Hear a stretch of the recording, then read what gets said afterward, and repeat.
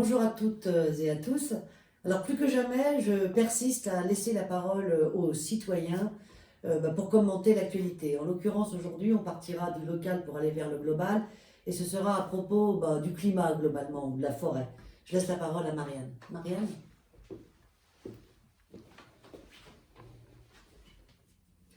Bonjour, alors je m'appelle Marianne, j'habite à Noisy-le-Sec, à la limite de Romainville, et je vais vous parler d'une lutte qu'on a menée avec les camarades de l'association des Amis de la forêt de la Corniche des Forts pour sauver une forêt au plein cœur de Romainville. Cette forêt, c'est quoi? C'est une forêt qui a poussé à l'emplacement d'anciennes carrières de gypse qui ont été abandonnées il y a 50 ans et qui, du risque d'effondrement, a été interdit au public. Et du coup, cette forêt, elle a poussé de façon complètement naturelle à l'emplacement de ces carrières. Mais comme évidemment l'homme ne peut jamais foutre la paix au moindre mètre carré de nature, un projet avait été élaboré il y a une vingtaine d'années de faire une base de loisirs. Ce projet avait été abandonné et allez savoir pourquoi. En 2018, Pécresse le ressort des tiroirs et 2018, le 8 octobre, le jour où elle envoie ses bulldozers, c'est le jour où le rapport du GIEC sort en, en, en indiquant l'impact dramatique que va avoir sur le climat le fait qu'on n'arrive pas à descendre en dessous des 1,5 de réchauffement climatique. Et le GIEC fait deux préconisations. Un, on arrête de déforester, on reforeste. Et on garde le plus possible de terres agricoles parce que les végétaux piègent le CO2. Et au lieu de ça, que fait Pécresse? Elle abat des centaines, voire des milliers d'arbres.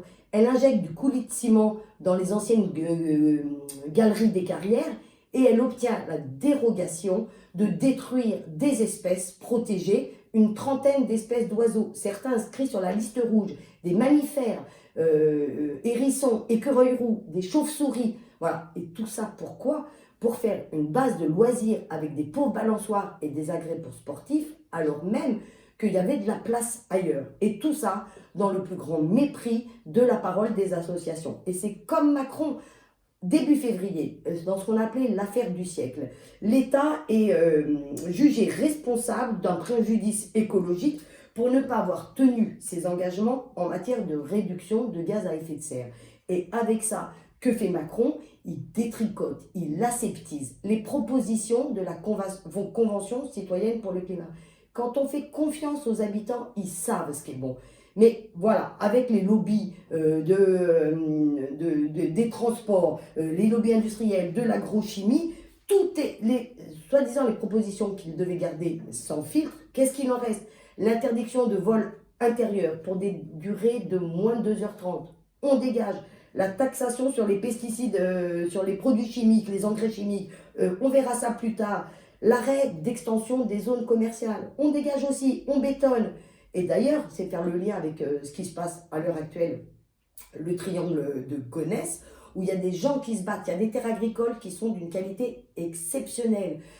Aujourd'hui, où on parle de relocaliser l'agriculture, on pourrait faire du bio pour les cantines. Eh bien non, s'ils ont renoncé à leur grand centre Auchan avec une piste de ski artificielle, ils construisent une gare en plein champ à 1,8 km de toute habitation. Ça annonce quoi? Ça annonce de la bétonisation. Alors, leur discours, avec lyrisme, avec l'emphase, on n'en a rien à foutre. Ce qu'on veut, c'est des actes. Alors, c'est comme Pécresse, qui a absolument méprisé les projets alternatifs. Sur cette corniche des forts, on avait des botanistes, des ornithologues, ils sont venus, ils ont fait des propositions alternatives, d'en faire une grande réserve de la biodiversité, de mettre des webcams pour que les citoyens puissent observer de la vraie nature. Eh bien tout ça, c'est non, c'est un pauvre projet anachronique, obsolète de base de loisirs, alors même qu'il y avait de la place ailleurs, je le répète, il n'était pas question de priver les enfants de balançoires, quoi. Et le seul truc, c'est du greenwashing, du blabla. Alors, cette base de loisirs, elle l'a débaptisée pour l'appeler promenade écologique, mais dans les faits, il n'y a rien. Donc, qu'est-ce qui nous reste face à ça? C'est nous, les citoyens, se battre pied à pied pour défendre chaque mètre carré de terre, chaque arbre, et il n'y a que comme ça qu'on s'en sortira. On lâche rien.